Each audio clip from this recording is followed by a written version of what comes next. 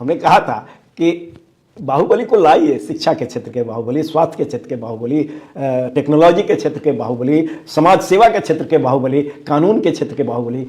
नमस्कार, प्रणाम। मेरा नाम है राजा। आप देखना चालू कर दिए हैं। बिहार के बाद चुनाव खत्म होने के बाद, चुनाव हार जाने के बाद केसी शर्मा का बहुत बड़ा बयान आया है और बोले कि बिहार में लोगों को बाहुबली लाइए, लेकिन उन क्षेत्रों को बाहुबली के लाइए जिनको अनुभव हो, जैसे शिक्षा के क्षेत्र के, स्वास्थ्य के क्षेत्र के, कृषि के क्षेत्र के, प्रशासन के क्षेत्र के, टेक्नोलॉजी के क्षेत्र के बाहुबली के लाइए।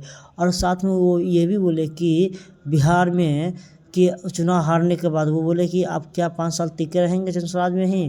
वो बोले हाँ टिके रहेंगे। और साथ में ये भी बोले कि आप चुनाव क्यों हार गए? तो बोले कि हम लोगों को समझा नहीं पाए, लेकिन समझाने में और टाइम लगेगा।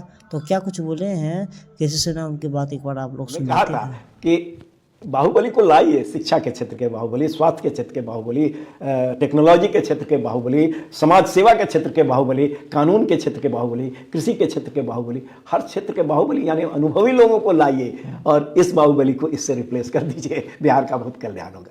तो क्यों नहीं समझ पाए बिहार के लोग ये, अगर इसको ऐसे पूछे? समझेंगे। देखिए, आप ये देखिए, कोई जेपी एजुटेशन शुरू हुआ था तो पहले इतने लोग थोड़ी इसमें थे। हमारे हॉस्टल में भी मीटिंग होती थी, 20-25 लोग आते थे, 50 लोग आते थे। धीरे धीरे विद्यार्थी, युवा वर्ग जुड़ते गया और युवा जब आगे आते हैं तो बदलाव होता है। तो समय तो लगता ही। जेपी एजुटेशन 74 में शुरू हुआ था और 77 में वो ये जब इलेक्शन हुआ तो पब्लिक के अंदर एक था, रोष था। और ऐसा हुआ था कि उसमें तो बिहार, यूपी सब में एक भी एमपी कांग्रेस का नहीं जीत पाया था। तो समय लगता है।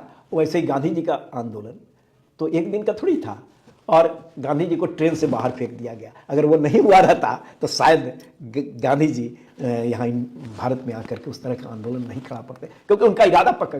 उनसे एक चीज़ तो हम लोग सीखते हैं कि पक्का इरादा और आत्मविश्वास वाले व्यक्ति गांधी जी। कद काठी से तो बिल्कुल लीन एंड थीन थे, लेकिन पक्का मजबूत इरादा, मजबूत इरादा उठा लेते थे वो करना। हाँ बिल्कुल, वही बात यहाँ भी हम करना चाहते हैं। आपसे भी लोग यही सवाल पूछ रहे हैं कि आपने जनसुराज का साथ थामा है, प्रशांत किशोर के आप टीचर रहे हैं, उनके कहने पे पार्टी में आ गए हैं, तो लोग ये पूछ रहे हैं कि केसी सिन्हा जी हार तो नहीं जाएंगे, क्योंकि अब लड़ाई लंबी है, 5 साल की लड़ाई है, विपक्ष में रहने की भी जगह नहीं है।